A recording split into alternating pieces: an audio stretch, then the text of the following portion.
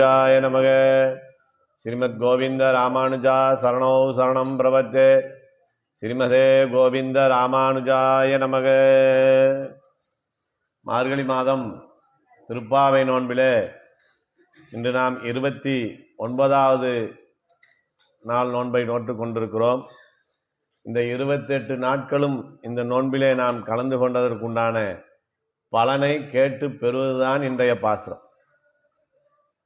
இன்றைய பாசுரம் மிகவும் உகப்பான ஒரு பாசுரம்.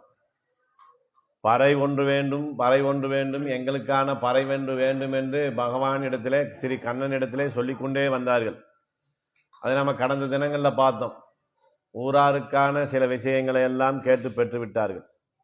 இந்த நோன்பிலே ஈடுபடுவதற்குண்டான சன்மானங்களையும் கேட்டு பெற்று விட்டார்கள்.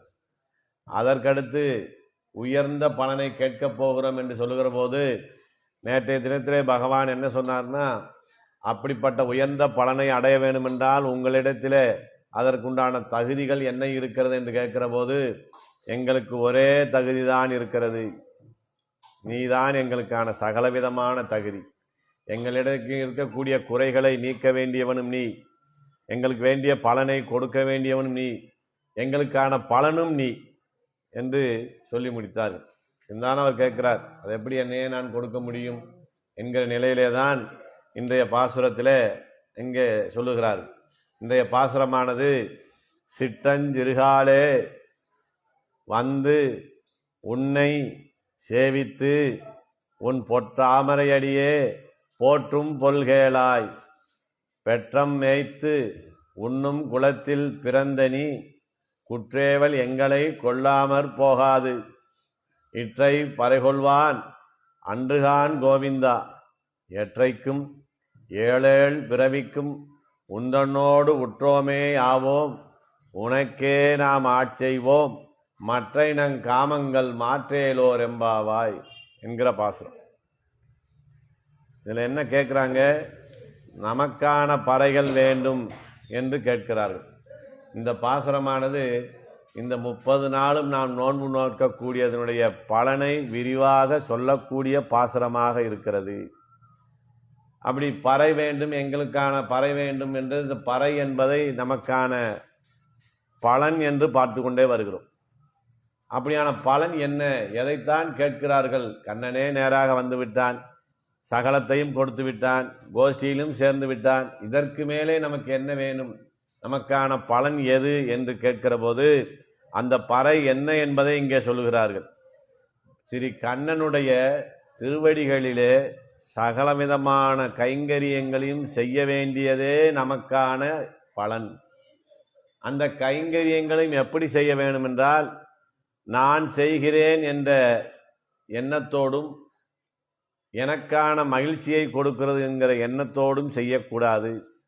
அந்த கைங்கரியத்தை அவனுடைய உகப்புக்காகவே அவனுடைய மகிழ்ச்சிக்காகவே செய்கிறேன் என்கிற எண்ணத்தோடு செய்ய வேண்டும். இதுதான் இந்த ஒரு திருப்பாவை நோன்பினுடைய பிரதானமான கோரிக்கை. அப்படி நம்ம கைங்கரியம் செஞ்சுக்கிட்டே இருந்தால் போதுமா? நம்மளை யார் காப்பாற்றுவான்னா, அவர் வேலையை நாம் பார்த்தால் நமக்கான வேலையை முழுவதும் அவர் பார்த்து கொள்வார். ஒரு சாதாரணமாக சம்பளம் கொடுக்க முதலாளிகிட்டேயே நம்ம விசுவாசமாக இருந்தால் சில நேரங்களில் சம்பளத்துக்கு மேலேயும் நம்ம குடும்பத்துக்கு தேவையானதையும் கவனித்து கொள்கிறார். நல்ல வேலையால் இவரை விட்டுறக்கூடாது அப்படின்னு. அதனால் இங்கே என்ன சொல்கிறாங்க, இந்த உலகத்துக்கெல்லாம் தலைவனாக இருக்கக்கூடிய பரமாத்மாவினுடைய திருவடிகளிலே சகலவிதமான நேரங்களிலும் சகலவிதமான கைங்கரியங்களும் செய்ய வேண்டும். அதுவும் அவனுடைய மகிழ்ச்சிக்காகவே செய்ய வேண்டும். இதுதான் ரொம்ப முக்கியமான விஷயம். நம்ம பெருமாளுக்கு பூ கட்டி கொடுத்தோம், எனக்கு சந்தோஷமா இருக்கு. பகவான் இந்த மாலை அணிந்தால் சந்தோஷமாக இருப்பான். அவருடைய ராமானுஜ கூடத்தை கூட்டி சுத்தம் பண்ணோம், எனக்கு சந்தோஷம் இல்லை. இதையெல்லாம் கூட்டி சுத்தம் செய்தால் பகவான் உகக்கிறான், அவனுடைய மகிழ்ச்சிக்காக செய்கிறேன் அப்படின்னு எந்த ஒரு கைங்கரியமும், இந்த உயர்ந்த கைங்கரியம் இது தாழ்ந்த கைங்கரியம் என்று எந்த வேறுபாடும் கிடையாது. பகவானுக்காக அவன் மகிழ்ச்சிக்காக செய்யக்கூடிய அனைத்துமே உயர்ந்த கைங்கரியங்கள் தான். அப்படிப்பட்ட நிலையிலே நாங்கள் கைங்கரியம் செய்ய வேண்டும், உன்னை இடைவிடாது செய்ய வேண்டும், உன்னை பிரியாமல் செய்ய வேண்டும் என்று சொல்கிறார். நம்மளை போன்ற பாகவதர்கள் எல்லாம் சில பேர் கேட்பாங்க, ஏதோ ஒரு நாள் போனோமா, சன்னதிக்கு போனோமா, சாமியை கும்பிட்டோமா, அடுத்த வேலையை பார்க்கணும் இல்லாமல் எந்த நேரமும் இதே சிந்தனையா திருமண் வச்சுக்கிட்டு பெருமாளை பற்றி பேசிக்கிட்டு பாசரங்களை பாடிக்கிட்டு வீட்லேயும் சரி வெளியிலையும் சரி இப்படியே இருக்கிறீங்களே அப்படின்னு கேட்டால் அதுதான் நமக்கான கைங்கரியம், அதுதான் நமக்கான மூலதனம். அப்படித்தான் இருக்கணும். அவனுடைய நினைவோடு இருக்க இருக்க இருக்க நமக்கு வேண்டிய நன்மைகளை எல்லாம் அவன் தன்னை போலவே நமக்கு தருவான். அப்படித்தான் அவனுடைய மகிழ்ச்சிக்காக நாம் கைங்கரியங்கள் செய்ய வேண்டும். நான் 30 நாள் போய் கலந்துக்கிட்டேன், எனக்கு சந்தோஷமா இருக்கேன். 30 நாட்களும் நான் போய் கலந்து கொண்டதுனாலே பகவான் உகக்கிறான். சொன்னோம் இல்லையா, இவ்வளவு இடையூறுக்கு மத்தியிலுமே இந்த நோன்பிலே கலந்து கொள்வதற்கு ஒரு 100 பேராவது இங்கே இருக்கிறார்களே என்கிற ஒரு சந்தோஷம் பகவானுக்கு வரும். அதுதான் நமக்கு மகிழ்ச்சி. அவன் மகிழ்ச்சியாக இருந்தால் நாம் மகிழ்ச்சியாக இருக்குவோம் என்ற நிலையை சொல்றாங்க. அதாவது வேதம் இதை சொல்லுகிறது. வேதம் என்ன சொல்லுகிறது? பிரம்மத்துக்கு முகமலர்ச்சியை உண்டு பண்ணுவதற்காக நித்திய சூரிகள் நம என்னும் சொல்லை சொன்னார்கள். அப்படி இன்னைக்கு சன்னதிக்கு போறோம், எங்க பேர்ல ஒரு அர்ச்சனை பண்ணுங்க, எனக்கு பிறந்த நாள், எனக்கு திருமண நாள், எங்க வீட்டில் முன்னோர்கள் முக்தி அடைந்த நாள், ஏதோ நாட்களுக்கெல்லாம் நாம போய் சன்னதியில அர்ச்சனை பண்ணுங்க சாமின்னு சொல்றோம். அந்த அர்ச்சனை பண்றதுக்கு தேங்காய் பழமும் கொடுத்து காணிக்கையும் கொடுக்குறோம். அதுல என்ன சொல்றாரு? ஒவ்வொரு திருநாமத்தையும் சொல்லுகிற போது நம நம நம என்று முடிக்கிறார். அந்த நம என்று முடிச்சாதான் அது மந்திரம். சாதாரணமா நாராயணன்னா பேரு, ஓம்ங்கிற பிரணவத்தையும் நமங்கிற பதத்தையும் சேர்த்துட்டா அது மந்திரம் ஆயிடும். அப்ப அந்த நம அப்படின்னு சொல்லுவதற்கு என்ன அர்த்தம்னாக்க ந ம, இதுதான் அர்த்தம். நான் மேன்னா எனக்குரியவன் அல்ல அப்படின்னு பகவான்கிட்ட பூக்களை போட்டு அர்ச்சனை பண்ணும்போது, இப்ப சாமி அங்க அர்ச்சனை பண்றார், நமன்னு சொன்னா என்ன அர்த்தம்? நான் எனக்குரியவன் அல்ல, நாங்கள் எல்லாம் எனக்குரியவன் அல்ல, நாங்கள் உன்னையுடையவன், எங்களை காப்பாத்திக்க அப்படின்னு சொல்றது தான் நமன்னு சொல்றோம். அந்த நமன்னு சொல்லுவதும் கூட யாருடைய மகிழ்ச்சிக்காக இருக்குன்னா பகவானுடைய மகிழ்ச்சிக்காக இருக்கணும். எவ்வளவோ சுதந்திர புத்தியோடு இவங்களை நம்ம படைச்சிருந்தாலும் கூட அதையெல்லாம் விடுவித்து நான் உனக்கே உரியவன்கிற எண்ணத்தோட வந்திருக்கிறார்களே, இவங்களுக்கு வேண்டிய நன்மையை நாம செய்யலாம் அப்படின்னு நினைக்கிறதுக்காக நம என்ற சொல்லை நித்திய சூரிகள் பரம மதத்திலே சொல்லுகிறார்கள் என்று வேதம் சொல்லுகிறது. ராமன் என்ன செய்தான்? அவர் முடிசூட்டுறதை விட்டுட்டு 14 வருஷம் காட்டுக்கு போய் அங்க 10 மாசம் சீதா பிராட்டியை பிரிஞ்சு கடலை தாண்டி இலங்கையில போய் ராவணனை எல்லாம் சம்ஹாரம் பண்ணி முடித்து விட்டு விபீஷணனுக்கு பட்டம் சுட்டும் போது அவர் ரொம்ப சந்தோஷப்பட்டாராம். இவர் பட்டம் சுட்டலை. இப்ப எனக்கு சந்தோஷமாக இருக்கு. விபீஷணன் சந்தோஷப்பட்டதாக எங்கேயும் சொல்லல. விபீஷணன் பட்டம் சூட்டியதற்கு பகவான் முகமலர்ச்சியோடு இருந்தான். இதுதான் அங்கே சொல்லப்படக்கூடிய விஷயமாக இருக்கிறது. இது ராமாயணத்திலே சொல்லுகிறது. நம்மாழ்வார் என்ன சொல்லுகிறார்? தனக்கே ஆக என்னை கொள்ளும் இதே, என்னை ஏத்துக்கணும். நீ எதுக்காக? எனக்கு சந்தோஷம்னு இல்லை, உனக்கு சந்தோஷம்னு என்னை ஏத்துக்கணும். அப்படி சொல்லி இவர் சரணமடைஞ்சதுனாலதான் பெருமாளே ஆசைப்பட்டாராம், நம்மால் வேற இந்த தேகத்தோட தூக்கிட்டு போயிடணும், இவரை கொண்டு போய் பரமபதத்தில் அப்படியே வச்சுக்கலாம்னால. அப்படி கேட்கும்போது நம்மாழ்வார் மறுத்தார். அப்படி ஒருத்தரை கூட்டு போனீங்கன்னா அப்புறம் எல்லாரும் இந்த தேகத்தோடு வருவேன்னு சொல்லிடுவாங்க, அதனால என்னை ஆத்மாவை மாத்திரம் கொண்டு போனா போதும் என்று சொன்னார்கள். ஆக வேதத்திலும் இதிகாசத்திலும் ஆழ்வார்களும் சொல்லுவது என்ன? அவனுடைய முகமலர்ச்சிக்காகவே நாம் கைங்கரியம் செய்ய வேண்டும். இதுதான் தியாக சிந்தனையோடு செய்வது. இதுதான் பூர்ண சரணாகதி. எதுவுமே எனக்கானது இல்லை, அனைத்தும் உனக்கானது. இப்ப எனக்கு குடும்பமா, பகவானே இது உன் குடும்பம். என்னிடம் இருக்கிற சொத்தா, பகவானே இது உன்னுடைய சொத்து. என்னிடம் எது இருந்தாலும் அது உன்னுடையது உன்னுடையதுன்னு சொல்றதான் சொல்றாங்க. உடனே நம்ம சொத்தெல்லாம் எழுதி கோயிலுக்கு எழுதி வைங்கன்னு சொல்லலை. நாம அனுபவிச்சாலும் கூட இது உன்னுடையதுன்னு. இன்னைக்கு திருவனந்தபுரத்துல அனந்த பத்மநாபனுடைய சன்னதி அந்த ராஜாவுடைய கட்டுப்பாட்டுல இருக்குது. அவர் தான் முதல்ல தரிசனம் பண்ண வருவாரு. அப்படி வந்தா அவருக்கு புது வஸ்திரங்களை, அந்த தெப்பக்குளத்துல நீராடிட்டு வருவாரு, அவருக்கு புது வஸ்திரங்களை தினந்தோறும் கொடுப்பாங்க. உள்ள போய் பெருமாளை சேவிச்சுட்டு வெளியே வந்தா வாசல்ல உட்காந்து அவருடைய மேலே போட்ட வஸ்திரத்தை எடுத்து பாதத்தில் இருக்கிற தூசியை கூட தொடச்சி விட்டு தான் போவார். பெருமாளே உன்னுடைய பொருளை நான் எதுவும் எடுத்துக்கொள்ள போவேன். யாரு? ராஜா. என்ன சொல்றாரு? அது காரணம், நாடு உன்னுடையது, இந்த செல்வம் முழுதும் உன்னுடையது, இதை பாதுகாக்கிற காவலாளாகத்தான் என்னை வைத்திருக்கிறாய்ன்னு சொல்றாங்க. இன்னைக்கு அங்கே எவ்வளவு செல்வம் இருக்குன்னு கணக்கே போட முடியலங்கிறாங்க. ஒரு அறை தான் திறந்துருக்குறாங்க, இன்னும் நிறையா திறக்கணுமா, அதில் எம்பிட்டு இருக்குன்னே தெரியல. அந்த அளவுக்கு இருக்கிறதையும் தான் எடுத்துக்கொள்ளாமல் இருந்தார். ஏன்னா எல்லாம் பகவானுடையது என்று. அப்படி நம்மாழ்வார் இதே போலவே சரணம் அடைகிறார். எப்படி அடைகிறார்னா, எம்மா வீட்டு திறம் என்கிற அந்த பதிகத்தில் தனக்கேயாக எனக்கொள்ளு மீதே என்று பகவத் கைங்கரியத்தினுடைய உச்ச நிலையை சொன்னார். பகவானே, உனக்காக நீ என்னை எடுத்துக்கொள்ள வேண்டும் என்று சொல்லிவிட்டு அதற்கடுத்து என்ன சொல்றார் பின்னாடி, நெடுமார்க்கு அடிமை அப்படின்னு சொல்லி பகவானுக்கு நாம் அடிமையாக இருப்பவர்கள் பாகவதன் சொன்னாங்க. ஆக பகவானுடைய கைங்கரியத்தினுடைய மேன்மையை சொல்லி அதை செய்யக்கூடியவர்கள் பாகவதர்களாக ஏற்றுக்கொள்ளப்படுகிறார்கள் இப்படி சொன்னார்.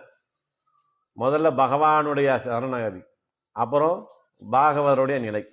ஆண்டாள் நாச்சியார் என்ன சொல்றாங்கன்னா, முதல்ல 10 பாசுரத்துல எல்லா பாகவதர்களையும் எழுப்பிடுறாங்க. எழுப்பி விட்டு பாகவத கைங்கரியத்தினுடைய மேன்மையை சொல்லிவிட்டு, இப்படிப்பட்ட மேன்மை நம்மளிடத்திலே நிலைத்து நிற்க வேண்டுமானால் பகவானிடத்திலே நாம் சரணமடைந்து அவனுக்காக நாம இருக்க வேண்டும். நம்மாழ்வார் மேலிருந்து கீழே வந்தார், இவங்க கீழே இருந்து மேலே வந்தார். அதுதான் ஆண்டாள் நாச்சியார் சிறப்பு.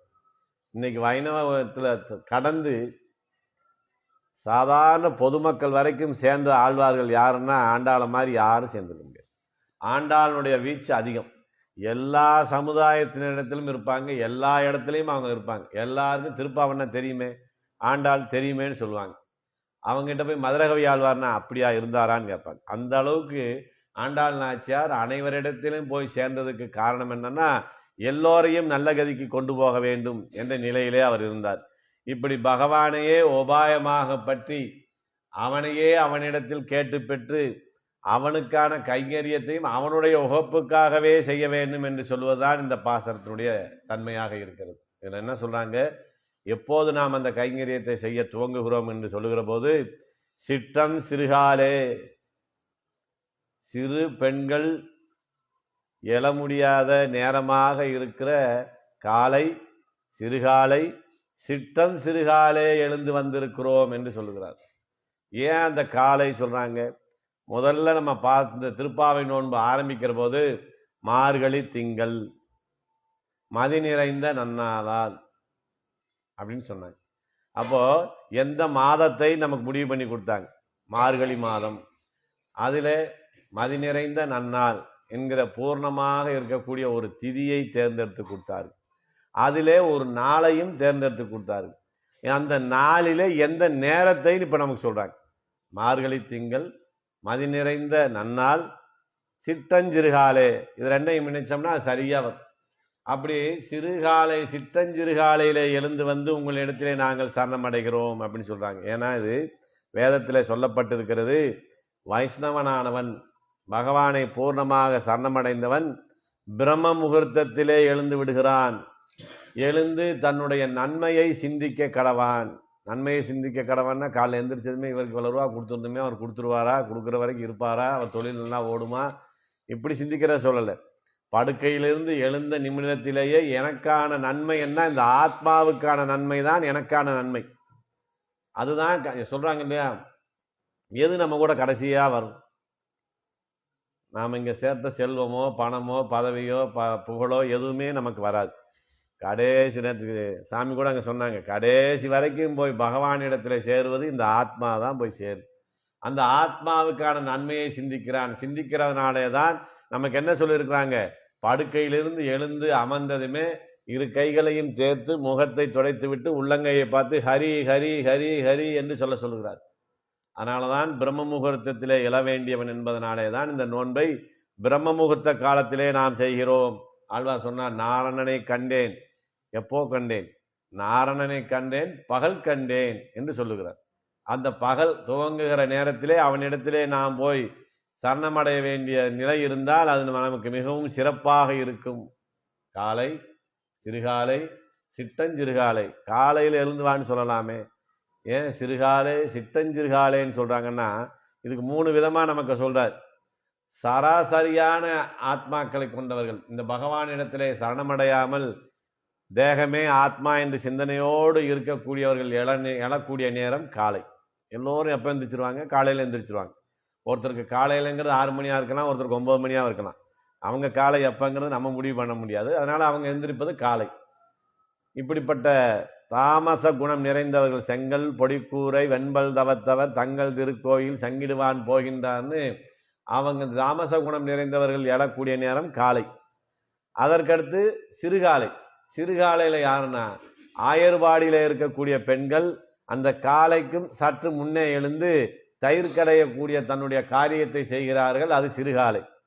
அதற்கும் முன்னாடி இருப்பதுதான் சிற்றஞ்சிறுகாலை. அந்த ஆயர்பாடி பெண்களுக்கு எழுந்ததற்கு முன்னேயும் நாங்கள் எழுந்திருக்கிறோம். அப்படி காலை, சிறுகாலை, சிற்றம் சிறுகாலை எழுந்து உன்னை நாங்கள் சரணமடைகிறோம். ஏன் இப்படி காலையில வரணும்?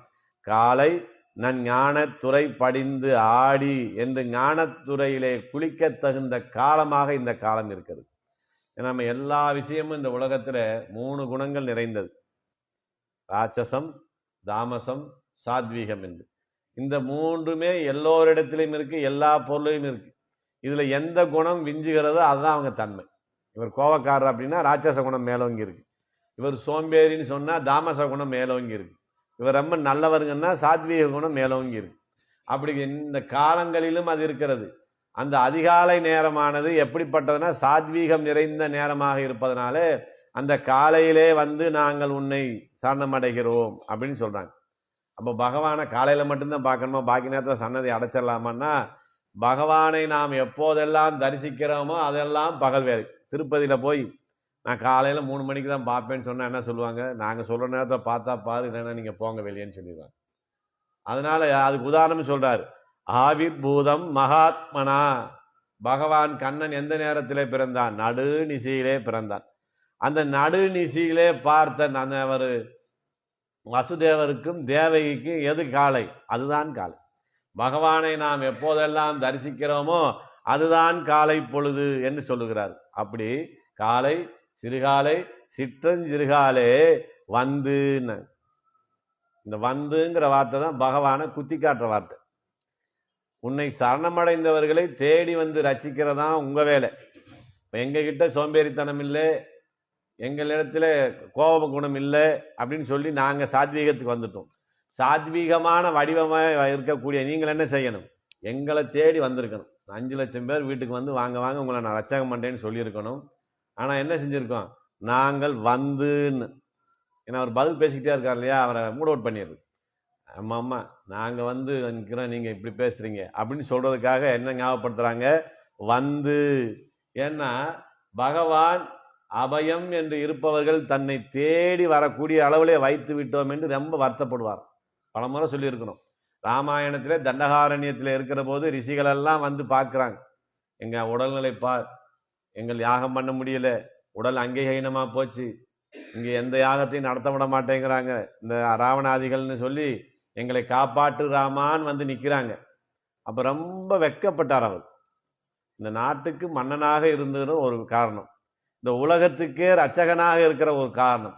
2 நிலையிலுமே இருந்து இவர்களை இத்தனை நாள் ரட்சிக்காமல் இருந்து அவர்கள் தேடி வந்து நம்ம இடத்துல சொல்ற அளவுக்கு நடந்துகிட்டமேன்னு ரொம்ப வெட்கப்பட்டாரா ராமன். குகன் வந்து கேட்கிறான், சாமி நான் வந்து சரணாகதி செஞ்சு வேற எதுவும் செய்யணுமா? எனக்காக நீ 4 அடி நடந்து வந்த பாரு, அதுவே பெரிய காரியம் அப்படின்னு. அவர் எவ்வளவு தூரம் நடந்து வந்தார்? அயோத்தியிலிருந்து கங்கைக்கரை வரைக்கும் நடந்து வந்தார். அது பெருசா தெரியலையா? குகனே நீ எனக்காக 4 அடி நடந்து வந்தாயே, இதே எனக்கு பெரிய விஷயம், உன்னை நான் தேடி வந்திருக்கணும்னு சொன்னார். அதையெல்லாம் இங்க ஞாபகப்படுத்துறாங்க. அப்படி ராமாவதாரத்துல செய்தையே இப்ப ஏன் அதெல்லாம் மறந்து விட்டையா? நாங்கள் உன்னிடத்திலே வந்து என்று செய்கிறார். அப்படி வரக்கூடியது நமக்கு சுபாவம் இல்லையே. சீதாபிராட்டி போய் அங்க அசோகவனத்துல சிறை இருக்கிறாங்க. அனுமனுடைய வாளில வைத்த நெருப்பை பார்த்து நீ அனுமனுக்கு சுடக்கூடாதுன்னு சொல்ல சக்தி படைத்த பிராட்டி என்ன செஞ்சிருக்கலாம்? அவங்களா கிளம்பி ராமன் இடத்துல வந்து சேர்ந்திருக்கலாம். ஆனா வரல. அப்ப நாம் என்ன செய்யணும்? பகவான் வந்து ரட்சிக்கிற வரைக்கும் நாம் இங்கதானே இருக்க வேண்டும் என்று தானே நினைத்திருக்கணும். நாம ஏன் அங்க போனோம்னா பகவான் மேலே இருக்கக்கூடிய அன்பு, அந்த சரணாகதியினுடைய தன்மை நம்மளை இருக்கிற இடத்துல இருக்க விட மாட்டேங்குது. 3 மணிக்கு அலாரம் வச்சு அடிச்சாலும் கூட ஐயோ அடிக்குதேன்னு நினைக்கிறோம். அப்புறம் சரி இன்னும் தூங்கணும்னா திருப்பி தூங்கிடுவோம், எப்படியாவது எந்திரிச்சு நாம போயிடலாம்னு நினைக்கிறோம். ஏன் நினைக்கிறோம்? அந்த பகவானிடத்திலே இருக்கக்கூடிய அந்த பக்தி, அந்த அன்பு நம்மளை துடிக்க செய்கிறது. அப்படி துடித்து வருவதனால என்ன ஆகுது? அவருக்கு சங்கடம்.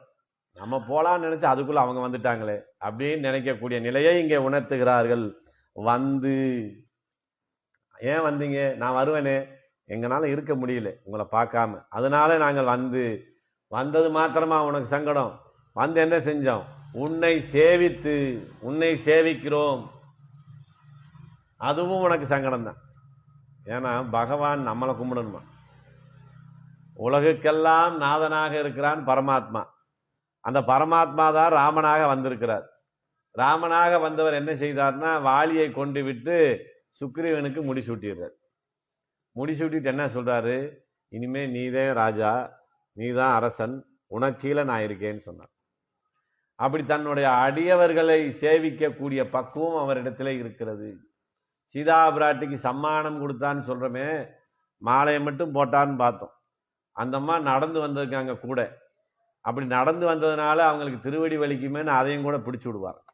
அந்த அளவுக்கு அடியவர்கள் மேலே அவன் சேவிக்க வேண்டும் என்ற நிலையில இருக்கக்கூடிய அந்த பரமாத்மாவாகிய கண்ணனை, உன்னை நாங்கள் வந்து சேவிக்கிறோம்னு சொன்னாங்க. அப்ப அவர் ரொம்ப சங்கடப்பட்டுக்கிட்டே போறார். என்னடா நம்ம செஞ்ச குற்றத்தையெல்லாம் சொல்லி காட்டுற மாதிரி தெரியுது, இவர்கள் வந்து நம்மை வணங்குவது போல தெரியவில்லையே அப்படின்னு சொல்லி அவர் நினைக்கிறார். ராமன் சென்றான், ராமன் எல்லா இடத்துக்கும் சென்றான்ங்கிறத இந்த ராமன் ரொம்ப வெக்கமடைந்தார் அப்படின்னு சொல்றாங்க. உன்னை சேவித்து, அப்படி வந்து உன்னை சேவித்து, சேவித்தது மாத்திரமா செஞ்சோம், வந்தது உனக்கு சங்கடம், உன்னை சேவித்தது உனக்கு சங்கடம். அதற்கு மேலே உன் பொற்றாமரையடியே போற்றும்ன்றாங்க. உன்னுடைய தாமரை போன்ற திருவடிகளை நாங்கள் போற்றுகிறோம், அதையே நாங்கள் வணங்குகிறோம் என்று சொல்லுகிறார். அந்த திருவடி எப்படிப்பட்ட திருவடினா, பிராட்டி அழித்து பிடித்தாலும் கூட சிவந்து விடக்கூடிய அளவுல மென்மையான திருவடி. தாமரை மலரிலிருந்து வந்து வரக்கூடிய வாசத்தை தருகிற அந்த திருவடி. அப்படிப்பட்ட திருவடியை நாங்கள் வந்து போற்றுகிறோம், உன்னை சேவித்ததோடு நிற்கவில்லை அப்படின்னு வந்து நின்று சித்தம் சிறுகாலே வந்து உன்னை சேவித்து உன் பொற்றாமரையடியே போற்றும் பொருள் கேளாயின்றாங்க. வந்தது, சேவித்தது, திருவடியை போற்றியது, இதெல்லாம் செய்ததுனால எங்க வந்துட்டாங்க? தட்டி கூப்பிடுறாங்க. சாமி வந்துட்டோம், என்ன என்ன நீங்க தூங்கிட்டு இருக்க மாதிரி இருக்கேன். திருவடியை பிடித்தவர்கள் பகவானுடைய தொடையை தட்டி எழுப்புகிறாங்க. அந்த அளவுக்கு இவங்களுக்கு அங்க உரிமை கிடைத்து போகுது. அதனால நாங்க வந்ததெல்லாம் எங்களுக்காக இல்லை, உனக்காகவே வந்திருக்கிறோம். இந்த மகிழ்ச்சியும் கூட எங்களுக்கு இல்லை, உனக்காக என்பதை போற்றுவதனாலே உன் அடி போற்றும் என்று சொல்லுகிறார்கள். ஏன் இந்த திருவடியை போட்டுகிறோம்னா, பகவானுடைய குணங்கள் கூட இங்கே குறைவானதாகிறோம். உயர்வர உயர்நலம் உடையவன் அப்படின்னு பார்த்தோம். குணங்களிலே மேன்மையானவன், நம்முடைய துன்பத்தை உணருவான், நம்மளுடைய சிரமத்தை உணருவான், நமக்கு வேண்டிய நன்மைகளை எல்லாம் செய்யக்கூடிய குணசிறப்பு வாய்ந்தவன் சொன்னமே. உன் திருவடியை பார்த்த பிறகு உன் குணசிறப்பு கூட எங்களுக்கு சிறியதாக தெரியுது. உன்னுடைய கண்கள் எப்படிப்பட்ட கண்கள்? செவ்வரி ஓடிய பெரியவாய கண்கள். செவ்வரி ஓடியன்னா கண்ணுக்குள்ள இருக்கிற சிவப்பு நரம்பு ஓடுறத கூட போய் அனுபவிச்சிருக்கிறார் ஆழ்வார். அப்படி அனுபவிக்கிறார். அப்படி செவ்வரி ஓடி பெரியவாய கண்கள் அப்படின்னு அங்க போய் அனுபவிச்சார். அதுக்கு பிறகு இப்படி வடிவத்துல தோல் கண்டார், தோளே கண்டார்னாங்க. நீண்ட தடக்கையன் அவர் கையை சேவிச்சாங்க. இவங்க எங்க வந்துட்டாங்க? அதெல்லாம் எங்களுக்கு வேணாம், உன்னுடைய குணமும் வேண்டாம், உன்னுடைய மற்ற அவயவங்கள்லாம் யார் யாருக்கோ நீ உதவுனது, அதனால அது பத்தி கூட எங்களுக்கு கவலை இல்லை. தேவர்கள் வருவாங்க, உன்ட்ட கையை கொடுப்பாங்க, அதுவும் தேவையில்லை. எங்களுக்கு உன்னுடைய திருவடியே போற்றும், அதனால அடியே போற்றும்ங்காங்க. ஏறாலும் இறையோனும் திசைமுகனும் கூறாலும் திருவுடம்பன்னு சொல்லிட்டாரு இல்லையா? அப்ப எல்லா தேவர்களும் உன் உடம்ப பங்கு போட்டுக்கிட்டு இருக்கிறாங்க. விஸ்வரூபம் எடுத்து காட்டார் அர்ஜுனனுக்கு, எல்லாம் பாரு ஏங்குள்ளதான் இருக்குன்னு. அப்ப எல்லாருமே அங்க இருக்காங்க, அங்கெல்லாம் எங்களுக்கு தேவையில்லை, உன்னுடைய திருவடியே எங்களுக்கு போதும். அப்படிப்பட்ட திருவடி எப்படிப்பட்ட திருவடி? உன் பொன்னடி, தேவாதி தேவனாக இருக்கிறாய், தங்கம் போன்ற திருவடினாங்க. இப்பத்தானே தாமரை போன்ற திருவடினாங்களே, அதுவாவது மென்மையானது, வாசனை கொடுக்கும், குளிர்ச்சியா இருக்கும். இப்ப தங்கம்னு சொல்றாங்களே, இது கட்டியாவில் இருக்கும், இதுக்கு வாசம் இருக்காதே, ஒரு உணர்வும் இருக்காதே அப்படின்னு சொல்லி கேட்டா, தங்கத்து போன்ற அந்த உயர்ந்த நிலையை சொல்வதற்காக இங்க அந்த ஆண்டாள் நாச்சியார் அதை சொல்லுகிறார். அது தாமரை அடியாகத்தான் இருக்கிறது, பொன் தாமரை போல இருக்கிறான். தாமரையாக இருந்து தங்க தாமரை போன்ற திருவடியை உடையவனாக நீ இருக்கிறாய் என்று சொல்லுகிறார். அப்படிப்பட்ட திருவடியை போற்றும் பொருள் கேளாயின்னு, உன்னுடைய திருவடியை நாங்கள் ஏன் போற்றுகிறோம்? அவர் சொன்னார், உங்களை வந்து என்னை பார்க்க விட்டதே பெரிய பிரயோஜனம் தானே, போற்றுவதே பெரிய பிரயோஜனம். அதனால போற்றுவதற்கு என்ன பிரயோஜனம் கிடைக்கும்ங்கிற ஒரு கேள்வி வருது. என்ன வேணும் பிரயோஜனமா இருக்கு? அப்படி நம்ம அவனை போற்றுவதற்கு வேறொரு பிரயோஜனம் இருக்கா என்று சொல்லணும்னு கேட்டா அப்பதான் சொல்றாங்க, உன்னுடைய திருவடியிலேயே நித்தியமாக கைங்கரியம் செய்யக்கூடிய வாய்ப்பு எங்களுக்கு வேண்டும் அப்படின்னு சொல்லும்போது எங்க என்ன சொன்னாங்க, போற்றும் பொருள்னு சொன்னாங்க. நான் ஏன் வந்து உங்களுடைய சித்தன் சிறுகாலே வந்துன்னை சேவித்து உன் பொற்றாமரை அடியே போற்றும் பொருள், அதுக்கு என்ன காரணம் என்று கேளாயின்றாங்க. ஏன் அவர் அங்கதான் நிற்கிறார், என்னாச்சு அவருக்குன்னா, இந்த உலகத்துல இப்படி நம்மையே கதி என்று சரணமடைந்து வருவதற்கு இப்படி 5 லட்சம் பெண்கள் வந்திருக்கிறார்களே, இவர்கள் எவ்வளவு வடிவழகாக இருக்கிறார்கள், எவ்வளவு தேஜஸாக இருக்கிறார்கள் என்று இந்த கோஷ்டியை அனுபவிப்பதனால அவர் தன்மறந்து நிற்கிறார். இப்ப இவங்க என்ன சொல்றாங்கன்னு அவங்க கேட்கல. அதனால அவர் என்ன சொல்றாங்க, அவரை தொடதட்டி எழுப்புறாங்க. இங்க கேளாய் என்று சொல்றாங்க. வேதாந்த விழுப்பொருளின் மேலிருந்த விளக்கை விரிந்த விட்டு செத்தர் அப்படின்னு சொன்னதுனால, அவருடைய மகளாக இருப்பதனால அவரை தொட்டு எழுப்புறாங்க. எங்களுக்கு அந்த உரிமை இருக்கு, நீ கேளாய் என்று சொல்லுகிறாய். போற்றும் பொருள் கேளாய். நாங்க எதனால வந்திருக்கிறோம், உன்னைய அனுபவிப்பதுதான், உன்னுடைய முகமலர்த்திக்கு கைங்கரியம் செய்வதுதான் சிறப்பு என்கிற நிலையில உன்னை அனுபவிக்கலான்னு வந்தா, நீங்க ரொம்ப சுலபமா எங்களை அனுபவிச்சுக்கிட்டு உங்களுக்கான பலனை பெற்று கொண்டிருக்கிறீர்களா? எங்களுக்கான பலனை கொடுத்து விட்டுத்தான் நீ உனக்கான பலனை அனுபவிக்க வேண்டும். இல்லைன்னா நம்ம காரியம் முடிஞ்சு போச்சு, போயிட்டு வாங்கன்னு சொல்லிடுவீங்க. நான் சாப்பிட்டேன்னா வண்டி எடுங்க போகலாம், அடுத்தவங்க வர்றாங்க வரல அப்படிங்கிற நிலைமைக்கு வந்துடக்கூடாது. அதனால சொல்றாங்க கேளாய் அப்படின்னு சொல்லும்போது, நான் என்ன கேட்கணும், கேட்டுக்கு தானே இருக்கேன், நீங்க கேட்டதெல்லாம் கொடுத்துட்டேனே, எல்லா பறையும் உங்களுக்கு வந்தாகி விட்டதேன்னாங்க. அதையெல்லாம் இல்லை, எங்களுக்கு ஒரு காரணம் இருக்கிறது. நீ ஏன் இங்கே வந்து பிறந்திருக்கிறாய் என்பதை நீ மறந்து விட்டாய். பிறந்த நீன்றாங்க. ஏன் வந்து பிறந்தாய்? இங்க வெண்ணெய் சாப்பிடுவதற்கும் இங்க தீம்பு செய்வதற்குமா வந்து பிறந்தாய்? எங்களை எல்லாம் காத்து ரட்சிக்க வேணும் என்பதற்காக இங்கே வந்து நீ பிறந்தாய். நாங்க வந்து பரமபதத்துல பிறக்கல, இவங்க இப்படி வர்றாங்க. நீ தான் பரமபதத்திலிருந்து இறங்கி வந்து இந்த ஆயர்பாடியில எங்களோடு வந்து பிறந்திருக்கிறாய். அதனால என்ன செய்யணும், நீ நாங்கள் சொல்வதை கேட்டே ஆக வேண்டும் அப்படின்னு சொன்னாங்க. இங்க வந்து பிறந்ததுனால இப்ப நான் என்ன செய்யணும் அப்படின்னு கேட்கிறாங்க. பெற்றம் மேய்த்துண்ணும் குலத்தில் பிறந்த, நீ யாருக்காக பிறந்தன்னு மறந்துருந்தீங்கன்னா 4 பேர்த்திட்ட கேட்டு விசாரிச்சுக்கங்க. வந்த நோக்கத்தை மறந்துட்டு நீங்க வேற வேலையில் இருக்கிறீங்க போல இருக்குது. அதனால நீங்க 4 பேர்த்திட்ட விசாரித்தாவது தெரிந்து கொள்ளுங்கள். என்ன செய்யணும், பெற்றம் மேய்த்துண்ணும் குலத்தில் பிறந்து, நாங்கள் பசுக்களின் பின்னாலே போய் அதை மேய்த்து கொண்டு திரிகிற எங்களிடத்துல எந்த விதமான ஞானங்களும் இல்லை. நேற்றே சொல்லிட்டோம், கர்மம் ஞானம் பக்தி எதுவுமே எங்களிடத்திலே கிடையாது. அப்படி இருக்கிற எங்கள் குலத்திலே வந்து பிறந்த நீ, பெற்றம் மேய்த்துண்ணும் பசுகளை மேய்த்து அதனாலே வரக்கூடிய வருமானத்திலே உண்ணக்கூடிய குலத்திலே பிறந்த நீ அங்கே வந்து ஏன் பிறந்திருக்கிறாய்? எங்களை எல்லாம் ரட்சிப்பதற்காகவே வந்து பிறந்திருக்கிறாய். தாழ்ந்தாரை ரட்சிக்கும் குலத்தில் பிறந்துவிட்டு நீ ரட்சிக்காமல் இருக்கலாமோ என்று கேட்கிறார். ஏங்க சொல்றாங்க, குலத்தில் பிறந்தன். இந்த குலத்திலே தலைவனாக இருக்கக்கூடியவன் நந்தகோபன். நந்தகோபனுக்கே மகனாக பிறந்திருக்கிறான்னா இங்கேயும் உனக்கு அந்த பொறுப்பு. அவதாரம் செய்து வந்ததே எங்களை காப்பதற்காக.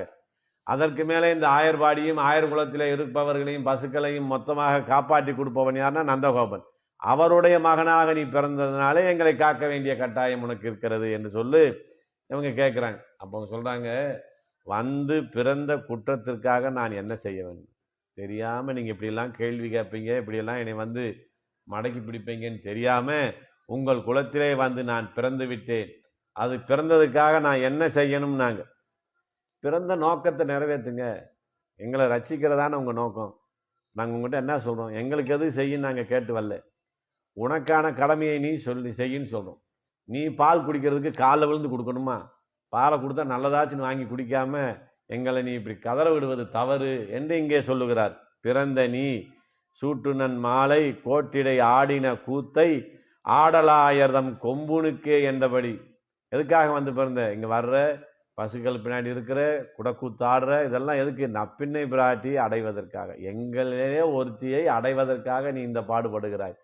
அந்த நிலை எங்கள் எல்லோருக்கும் வேண்டும் என்று கேட்கிறார். சரி, அப்படி நான் என்ன செய்யணும்?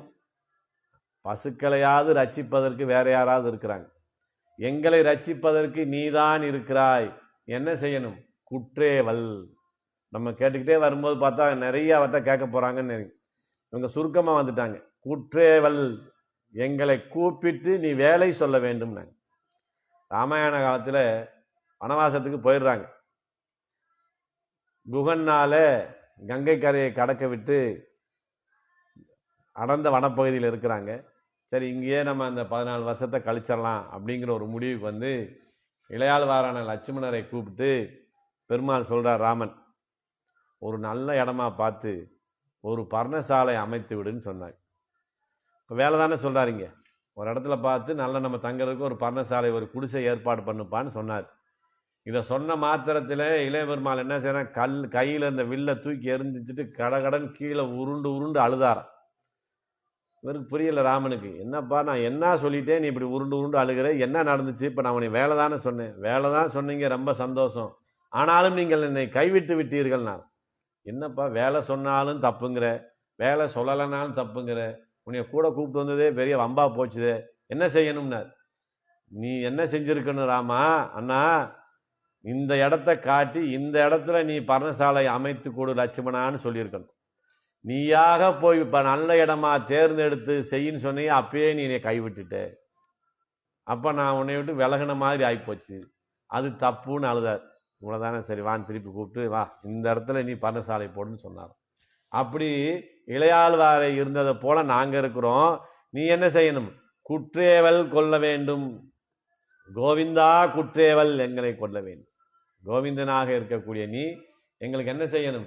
எல்லா விதமான கைங்கரியங்களுக்கும் எங்களை கூப்பிட்டு நீ செய்ய வேண்டும் என்று சொல்லுகிறார். குற்றேவல் கொல்லாமல் போகாது, எங்களை கூப்பிட்டு வேலை சொல்லாமல் நீ இருக்கவே கூடாதுன்னு. நம்ம இன்னைக்கெல்லாம் என்ன சொல்றோம்?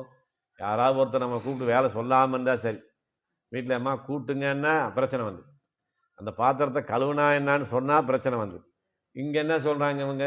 நீ எங்களை கூப்பிட்டு கூப்பிட்டு வேலை சொல்லுன்னு தயாரா இருக்கிறாங்க, பெருமாள் சொல்ல மாட்டேங்கிறார். இப்ப அங்க இதுதான் பிரச்சனையே நடக்குதுங்க.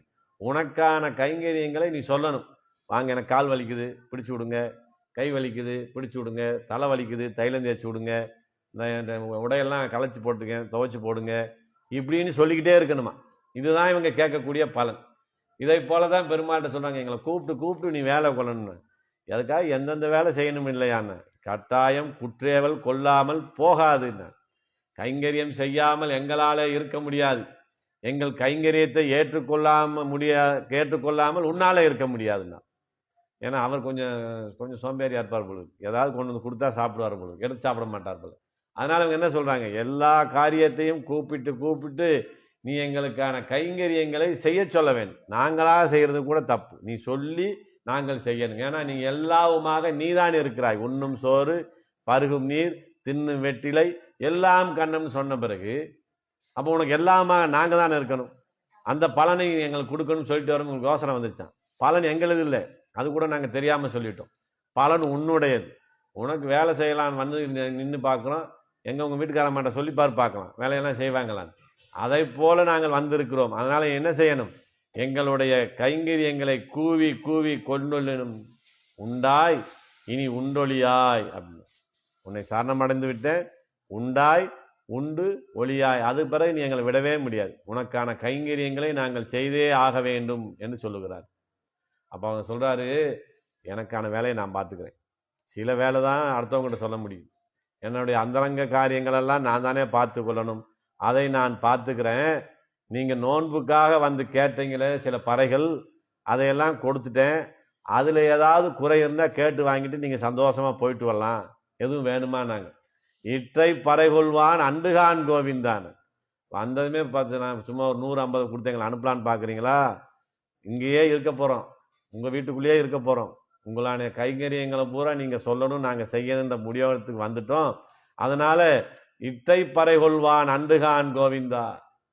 இதையெல்லாம் ஒரு அல்ப பலனை வாங்கிட்டு போறதுக்கு நாங்க இங்க வரல. உன்னோடையே இருக்கணும், உனக்கான கைங்கரியங்களை போற செய்யணும். அதை நீ கொல்லாமல் போகாது, கொள்வான் அண்டுகான்கிறாங்க. கொல்லாமல் போகாது, எங்கள் கைங்கரியத்தை ஏற்றுக்கொள்ளாமல் உன்னால் இருக்க முடியாது. கொள்வான் அண்டுகான் கோவிந்தா. வேற ஏதாவது கொடுத்தா நாங்க வாங்கிட்டு போக மாட்டோம். அப்ப எங்களுடைய கைங்கரியத்தை நீ ஏத்துக்கிட்டே ஆகணும். என்ன வேலை செய்யறதுல எவ்வளவு தொந்தரவான் அதான் சொன்னாரு. அது எப்படி சொல்லுவாங்கன்னா, இதுதான் இந்த என்ன சொல்றது, ஆர்வ கோளாறுல செய்யறது. அவர் ஏதாவது ஒரு வேலை சொன்னா செய்யலாம்னா, நீ எந்த வேலையும் நீ செய்யக்கூடாது, எங்களுக்கு தான் சொல்லணும், நாங்க தான் செய்யணும். கொல்லாமற் போகாது, கொள்வான் அன்று கோவிந்தா. நேற்றைய தினத்துல கோவிந்தான்னு பெருமையா சொன்னாங்க, இன்றைய தினத்துல கோவிந்தான்னாங்க. என்ன இருந்தாலும் சீதா பிராட்டி ஆஞ்சநேயரை பார்த்து என்ன சொன்னாங்க, 1000 தான் இருந்தாலும் நீ குரங்குங்கிறது சரியா போச்சேன்னு சொன்ன மாதிரி இவங்க இன்னைக்கு கோவிந்தான்னு எப்படி சொல்றாங்க, 1000 தான் இருந்தாலும் நீ பெரிய ஞானி, உயர்ந்த ஞானங்களை உடையவனாக இருந்தும் உலகத்தையே காத்து ரசிக்கவனாக இருந்தும் கண்ணனாக பிறந்து பசுக்களின் பின்னாடியே போய் போய் உனக்கும் புத்தி கொஞ்சம் மழுங்கி போச்சு போல. நாங்க என்ன சொல்றோம், உனக்கான கைங்கரியத்தை பூரா நாங்க செய்யணும் தான், அதைத்தான் பறை பறைன்னு சொன்னா, நாங்க சொல்வதனுடைய உள்ளர்த்தத்தை நீ கேட்காம வெளிப்படையான வார்த்தையை புரிந்து கொள்ளக்கூடிய அளவுக்கு தான் உனக்கு ஞானம் குறைஞ்சு போச்சு போல இருக்கு. அது காரணம் இந்த பசுக்களுக்கு பின்னாடியே போய் இந்த பசுக்களை காக்கக்கூடிய கோவிந்தாங்கிற பேர் வந்ததுனால தான் போல இருக்கு. நாராயணான்னு இருந்தா நாங்க சொல்றதெல்லாம் உனக்கு புரிஞ்சிருக்கும். நாங்க சொல்ற வெளிப்பொருளை நீ எடுத்துக்கொள்ளக்கூடாது. அந்த பறைங்கிறது ஊருக்காக கேட்டது, அது அதோட முடிஞ்சு போச்சு. எங்களுக்கானது உனக்கு கைங்கரியம் செய்ய வேண்டும், உன்னுடைய உகப்புக்காக இதை செய்ய வேண்டும். உன்னுடைய உகப்புக்காக செய்யணும்னு இப்படியா தொந்தரவு பண்றது அப்படிங்கிற நிலைக்கு பகவான் வந்து விடுகிறார். அதான் சொல்றாங்க, கோவிந்தா நீ செய்ய வேண்டிய காரியம் இந்த பசுக்களின் பின்னாலே போய் நீ இப்படி ஆகிவிட்டாயன்னு. அப்ப சொன்னாரு, நேத்து கோவிந்தான்னு என்னைய பெருமையா சொன்னீங்க, இப்ப என்னடானா கோவிந்தான்னு அறிவில்லாதவன் சொல்றீங்களே, இது பொருத்தமான. நாங்க கோவிந்தான்னு கூப்பிட்டது இங்கே பசுக்களை ரட்சிப்பது போல எங்களை ரட்சிப்பதற்காகத்தான் என்று நினைத்து உனக்கு கோவிந்தான்னு கூப்பிட்டோம். இந்த கோ சப்தம் வேற அர்த்தத்தையும் கொடுக்கும்னு சொல்றாங்க. என்னென்ன சொல்லும்னா, பூமியை எடுத்த வராகரையும் கோவிந்தான்னு சொல்லலாமா, வாமனனாக வந்தவனையும் கோவிந்தான்னு சொல்லலாமா, அம்சரூபியாக வந்தவனையும் கோவிந்தான்னு சொல்லலாமா. அப்படி நாங்க கோவிந்தான்னு கூப்பிட்டது இந்த ஆயர்பாடியில இருக்க கோவிந்தனை தான் கூப்பிட்டோம். நீ என்ன நினைச்சுக்கிட்டேன்னா, இந்தந்த அவதாரங்களில் இருந்த கோவிந்தனாக நினைத்து கொண்டாய். எங்களுக்கு இங்கே கண்ணனாக வந்திருக்கிற கோவிந்தன் தான் எங்களுக்கு வேண்டும் அப்படின்னு சொல்லி இங்க கேட்கிறாங்க. அப்படி பறைக்கு ஊரெல்லாம் கொண்டிருக்கும் பொருளை நீயும் கொண்டு விட்டாயேன்னாங்க. பறை பறைன்னு சொன்னா அடிக்கிற பறை நினைச்சு ஊரார் தான் நினைக்கலாம், நீயும் நினைக்கலாமா அப்படின்னு சொல்லி கேட்கிறாங்க. அதுக்கு அவர் சொல்றாரு, சரி விடுங்க, வந்துட்டீங்க, நானும் வார்த்தை கொடுத்துட்டேன், எதோ கேட்குறீங்க, உங்களுக்கு வேணுங்கிறதெல்லாம் கொடுத்துட்டேன், இப்போ நான் என்ன செய்யணும், நீங்கள் எங்களோட இருக்கணும், அதானே, விடுங்க, இன்னைக்கு ஒரு நாள் என் கூட இருந்துட்டு போங்க அப்படின்னு சொல்லி சத்தமாக கோச்சு சொல்கிறார். உடனே இவங்க என்ன சொல்கிறாங்க, அதெல்லாம் முடியாது, இன்னைக்கு ஒரு பொழுது உங்க கூட சாப்பிட்டுட்டு போகிறதுக்காக நாங்கள் வந்திருக்கோம், எற்றைக்கும் ஏழேழு பிறவிக்கும், நாங்கள் எற்றைக்கும் ஏழேழு பிறவிக்கும் உன் கூடயே இருக்கணும். நாங்கள் இது என்ன பெரிய தொந்தரவா இருக்கும் போல இருக்கே, வந்தவங்க வாங்க சாப்பிட்டு போங்கன்னா போக மாட்டோம், உங்க வீட்டிலே இருப்போம்னு சொல்ற மாதிரி இருக்கு. எற்றைக்கும் ஏழேழு பிறவிக்கும், இந்த பொழுது மாத்திரமல்ல, இந்த பிறவி மாத்திரமல்ல, எத்தனை பிறவிகள் நாங்கள் எடுத்தாலும் உன் கூடவே இருக்க வேண்டும். நீ எத்தனை பிறவி எடுத்து வந்தாலும் அந்த பிறவியிலும் நாங்கள் உன் கூடவே வர வேண்டும். ஏன்னா நீ பல்பிறவி பெருமானாக இருக்கிறாய், எத்தனை அவதாரங்கள் செய்ய போகிறாய் என்று உனக்கே தெரியாது. சன்மம் பலபல செய்து பல பிறப்பாய் ஒழுவரும் முழு நலம்னு சொல்லியிருக்காங்க. அதனால நீ பரமபதத்தில் இருந்தாலும் நான் உங்க கூட இருக்கணும், நீ அவதாரமாக இங்க வந்தாலும் உங்க கூடயே வரணும், நீங்க ராமனாக கண்ணனாக பிறந்தாலும் இங்கே வந்து நாங்கள் கூடவே பிறக்க வேண்டும். இது யார் உங்களுக்கு சொல்லி கொடுத்தான்னு கேட்டார். பெரிய பிராட்டி சொல்லியிருக்காங்களே, அவன் பரமபதத்தில் இருந்தா கூட இருப்பேன், அவன் மனுஷனா போனா மனுஷனா போவேன், தேவனாக கீழே போனா நானும் தேவனாகவே போவேன்னு சொல்லியிருக்காங்களே, அவங்க தான் எங்களுக்கு இதை சொல்லி கொடுத்தாங்க. ஏன்னா பெரிய பிராட்டி கருணை மிக்கவர், உங்களுக்கு எப்படிமா இப்படி நல்லது நடக்குன்னு கேட்டான், எப்பயுமே அவர் கூடயே இருக்கு, அதனால தான் எனக்கு நல்லது நடக்குன்னு எங்களுக்கு சொல்லி கொடுத்துருக்குறாங்க. அதை போல பெரிய பிராட்டியாரை போல அகலகில்லேன் இறையும் என்று அலர்மேல் மங்கை உரைமார்பா என்று பெயர் எடுத்த உன்னை உன் கூடவே நாங்கள் இருக்க வேண்டும், எற்றைக்கும் ஏழேழு பிறவிக்கும். நாங்கள் இப்போ நம்ம என்ன நினைக்கிறோம், பாகவதராயிட்டோம், இந்த ஜென்மத்தோட நமக்கு பிறவி இல்லைன்னு தானே இந்த நோம்பே நோக்கிறோம். பட்டர்கிட்ட கேட்டாங்களாம் பிராமணர்களாக இருந்த சிஷியர்கள், சாமி நம்மெல்லாம் வேதம் படிக்கிறோம், பாசரம் படிக்கிறோம், எவ்வளவோ விஷயங்கள் எல்லாம் கற்றுக்குறோம், நீங்களும் சொல்லித்தரீங்க, அப்படிப்பட்ட நமக்கு பரமபதம் கிடைக்குமா கிடைக்காதான்னு ஒரு சந்தேகத்திலே போகிறோம். ஆனால் இந்த ராமானுஜர் காலத்துக்கு பிறகு சாதாரண நிலையில் இருக்கவங்க கூட பஞ்சசம்ஸ்காரம் பண்ணிக்கிறாங்க. ஒரு ஆச்சாரியன்ட்ட போய் சங்கு சக்கரங்களை பொறுத்து கொள்ளுகிறார். பொறுத்து கட்டிட்டு என்ன சொல்கிறாங்க, ஊரில் போய் எல்லாத்துட்டையும் சொல்கிறாங்களாம், எங்களுக்கு இந்த ஜென்மத்திலே பரமபதம் கிடைச்சிடும், இந்த ஜென்மத்திலே எங்களுக்கு பரமபதம் கிடைச்சிடும், இனி எங்களுக்கு பிறப்பு இல்லைன்னு சொல்லி கட்டுச்சோறு கட்டி கொண்டு திரிகிறார்களே, இது நடக்குமான்னு கேட்டாங்களாம். கேட்குற யார்கிட்ட? பட்டர்கிட்ட. பகவானுக்கே மகன் என்று பெயர் எடுத்தார். பெருமாளும் பிராட்டியுமால திருமண தொழிலே தொட்டில் கட்டி வளர்க்கப்பட்ட அந்த பட்டர் சொன்னார், உனக்கும் எனக்கும் கிடைக்குதோ கிடைக்கலையோ சந்தேகம்தான், ஆனால் நீ சொன்ன அந்த சாமானியப்பட்டவர்கள் அவர்களுக்கு நிச்சயமாக பரமபதம் உண்டு. ஏன்னா உனக்கு எனக்கும் உயர்ந்த குலத்திலே பிறந்தவங்கிற எண்ணம் கொஞ்சம் இருக்குது, வேதம் படித்தவங்கிற எண்ணம் இருக்குது, அதனால நம்ம கிடைக்கிறது கஷ்டம், அவங்களுக்கு உறுதியாக கிடைக்கும் அப்படின்னு சொல்லியிருக்காங்களே. இங்கே ஆண்டாள் நாச்சார் 7 பிறவி வேணும்னு கேட்குறாங்களே. என்ன வைணவனாக பிறந்தால் 7 பிறவி இல்லை, 70 பிறவி இல்லை, 7000 பிறவி பிறந்தாலும் நான் பிறக்க தயாராக இருக்கு. இந்த உலகத்தில் வந்து பிறக்கிறது பாவம்தான், ஆனால் ஒரு பாகவதனாக பிறக்கணும்னா நான் எத்தனை ஜென்மம் வேணா எடுக்கிறேன், எனக்கு அதில் மாற்று கருத்தே இல்லை. அப்போ நீயும் வந்து பிறக்கணும், உன் கூடவே இருக்கணும். நான் வந்து பிறந்தா நீங்கள் எப்படி வந்து உங்களையும் கூப்பிட்டோன்னு கட்டாயம் இருக்கான்னா? ஆமாம், கட்டாயம் கூப்பிட்டோம். இங்கேயும் நாங்கள் கைங்கரியம் செய்யணும். கைங்கரியம் செய்யும்போது கூட 10 மாதம் உன்னை விட்டு சீதா பிராட்டி பிரிஞ்சுட்டாங்க. அந்த 10 மாதம் அவங்க உன்னை கைங்கரியம் செய்யலை.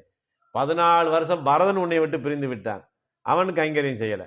அது மாதிரிலாம் பிறக்கக்கூடாது. இளையாழ்வார் மாதிரி உன் கூடையே இருக்கிறவன். ஆனால் எனக்கு ஒரு சோடா கடைக்காரர் தெரியுமா, எனக்கு ஒரு பீடா கடைக்காரர் தெரியும், நானும் வரேன்னு சொல்கிற மாதிரி என்ன சொல்கிறாங்க, நீ எத்தனை ஜென்மம் எடுத்தாலும் சரி உன்னுடைய உறவினனாகவே நாங்கள் வந்து பிறக்க வேண்டும், அப்படி பிறந்தால்தான் நீ எங்களை கூவி பணி கொள்வாய்ன்னு கேட்டாங்க. உறவினனாக பிறக்க வேணும் தான் சொன்னாங்களே ஒழிய எந்த உறவு நீங்கள் சொல்லிக்கல. எதுவானாலும் சரி, உனக்கு தம்பியா பிறக்கலாம், அண்ணனா பிறக்கலாம், அக்காவா பிறக்கலாம், தங்கச்சியா பிறக்கலாம், அப்பாவா பிறக்கலாம், அம்மாவா பிறக்கலாம், அது பற்றி எங்களுக்கு பிறகு உனக்கு மைத்துனனாக இருக்கலாம், ஆனால் உன்னுடைய உறவினனாகவே வந்து பிறக்க வேண்டும். அதான் உற்றோமே ஆவோம், உனக்கே நாம் ஆட்செய்வோம், நாங்கள் உனக்கே நாம் ஆட்செய்வோம். இதுதான் இந்த நோன்பினுடைய பிரதானமான வார்த்தை. இந்த 30 நாளும் நாம் நோன்பு நோட்டத்தினுடைய பலன் உனக்கு நாம் ஆட்செய்வோம் சொல்லியிருந்தா, உனக்கு சரணம்னா அப்புறம் என்ன அர்த்தம், இன்னொருத்தனுக்கு நான் சரணமாவேன்னு அர்த்தம். உனக்கே அப்படின்னு அந்த ஏகாரத்தை சேர்த்ததுனால உன் ஒருவனுக்கே ஆட்செய்வோம், உன்னையே பூர்ணமாக சரணமடைவோம், உனக்கான கைங்கரியங்களையே செய்வோம், அந்த கைங்கரியங்களையும் உன்னுடைய மகிழ்ச்சிக்காகவே செய்வோம் என்கிறதான் உனக்கே நாம் ஆட்செய்வோம் என்று சொல்லி நிற்கிறார். ஆழ்வார் சொல்றார், தனக்கேயாக எனை கொள்ளும் ஈதே எனக்கே கண்ணனை யான்கொள் சிறப்பே அப்படின்னு.